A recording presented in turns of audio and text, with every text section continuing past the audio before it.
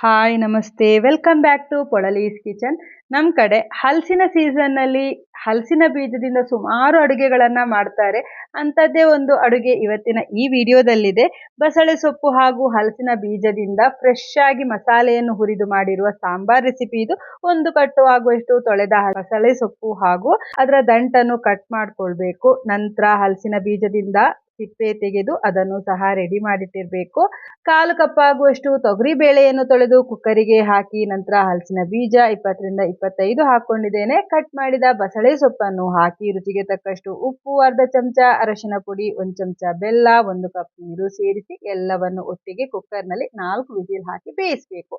Masala ಹುರಿಯೋದಕ್ಕೆ frying ಪ್ಯಾನಿಗೆ 7ರಿಂದ 8 ಅಥವಾ ಖಾರಕ್ಕೆ ಅನುಗುಣವಾಗಿ ಒಣಮೆಣಸು, 3 ಚಮಚ ಕೊತ್ತಂಬರಿ ಬೀಜ, 2 ಚಮಚ ಉದ್ದಿನ ಬೇಳೆ, ಅರ್ಧ ಚಮಚ ಜೀರಿಗೆ ಹಾಗೂ 1 ದಂಟು ಕರಿಬೇವಿನ ಎಲೆಯನ್ನು ಹಾಕಿ 1.5 ಚಮಚ ಆಗುವಷ್ಟು ಎಣ್ಣೆ ಹಾಕಿ ಮಸಾಲೆಯನ್ನು ಕೆಂಪಗೆ ಹಾಗೂ ಪರಿಮಳ ಬರೋ ತನಕ ಹುರಿದು 10 ಎಸಳು ಬೆಳ್ಳುಳ್ಳಿ, 3/4 ಕಪ್ ಹಸಿ ತೆಂಗಿನ ತುರಿ ಹಾಕಿ ಒಂದ್ಸಲ ಮಿಕ್ಸ್ ಮಾಡಿ ಮಿಕ್ಸರ್ ಜಾರಿಗೆ ಹಾಕ್ಕೊಂಡು 1 ಚಿಕ್ಕ ನೆಲ್ಲಿಕಾಯಿ ಗಾತ್ರದಷ್ಟು ಹುಣಸೆ ಹಣ್ಣು ಹಾಗೂ ರುಬ್ಬೋದಕ್ಕೆ ಅವಶ್ಯಕತೆ ಇರುವ ನೀರು ಸೇರಿಸಿ ನುಣ್ಣಗೆ ಅರಿಬೇಕು.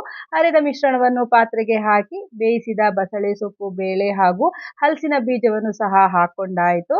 ಹುಳಿ ಯಾವ ಹದಕ್ಕೆ ಬೇಕು ಅದಕ್ಕೆ ಅನುಗುಣವಾಗಿ ನೀರು ಹಾಕಿ ನಾನು 1 ಕಪ್ ಆಗುವಷ್ಟು ನೀರನ್ನು ಹಾಕೊಂಡೆ. ಮಿಕ್ಸ್ ಮಾಡಿ ಚೆನ್ನಾಗಿ 5 ನಿಮಿಷ ಕುದಿಸಬೇಕು. ಒಗ್ಗರಣೆ ನಾನು ಕೊಟ್ಟಿಲ್ಲ, ಬೇಕಿದ್ರೆ ಒಗ್ಗರಣೆಯನ್ನು ಕೊಡ್ಬೋದು.